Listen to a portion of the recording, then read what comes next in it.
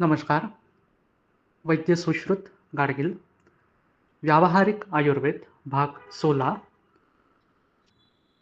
गंडूश विधि के बेनिफिट्स या फ़ायदे। एक्चुअली हमने इंट्रोडक्शन में गंडूश के फ़ायदे देखे थे कि इससे क्या-क्या होता है। वो हमने अष्टांग हृदय संहिता से देखे थे। चरक संहिता में इसके और भी ज़्यादा फ़ायदे बताए हैं, तो वो एक बार पढ़ेंगे और फिर आगे चलेंगे। चरक सूत्रस्थान अध्याय नंबर 5 श्लोक नंबर 7 टू 8 78 टू 80 इतने हद तक ये श्लोक हैं। मैं अभी श्लोक पढ़ता हूँ। हन्वोर्बलं स्वरबलं वदनोपचयः परः स्यात्परे च रसज्ञानम् अन्ये च रुचिरुत्तमा न चास्य कण्ठशोषः स्यात् न ओष्ठयोः स्फुटनाद्भयं न च दन्ताः क्षयं यान्ति दृढमूला भवन्ति च न शूल्यन्ते न च आम्लेन रुष्यन्ते भक्षयन्ति च परानपि खरान् भक्ष्यान् तैलगण्डूषधारणात्। तो इतने सारे फायदे चरक ने बताए हैं। हमने इसमें से कुछ देखे थे। आपकी हनु जो जॉइंट है उसको बल प्राप्ति एक इससे होती है। स्वर बल ये हमने पहले भी देखा था। जो भी जिनका बोलने वाला जॉब है, जो गायक हैं, जो टीचर्स हैं, कल ही टीचर्स डे हुआ तो उनके लिए ये सबसे अच्छा है, डेली करना ही चाहिए।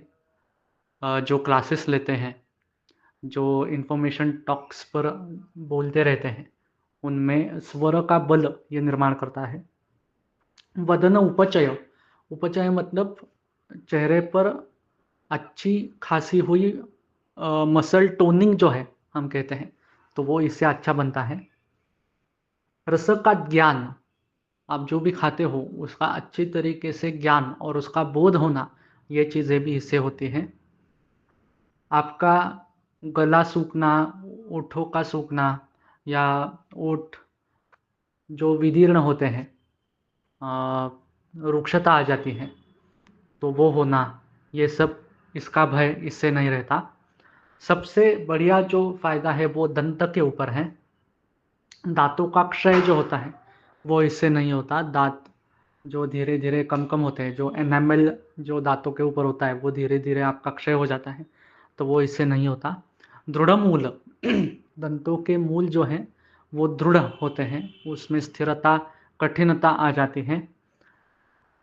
दाँत पेन अगर कर रहे हैं तो इसमें भी आप ये चीज़ बड़ी आसानी से कर सकते हैं। तिल-तेल लेके गर्म पानी में लेके आप गंडूश करेंगे तो दंत पेन, दाँत का पेन, टूथेक जिसे कहते हैं, अगर ये होता है तो बहुत सारे लोगों को डायरेक्टली डेंटिस्ट के पास ही जाना पड़ता है। तो शूल कम करने के लिए, ये पेन कम करने के लिए काफ़ी अच्छा है। न च आम्लेन रुष्यन्ते, कई लोगों का ऐसा होता है दाँत सेंसिटिव बहुत होते हैं।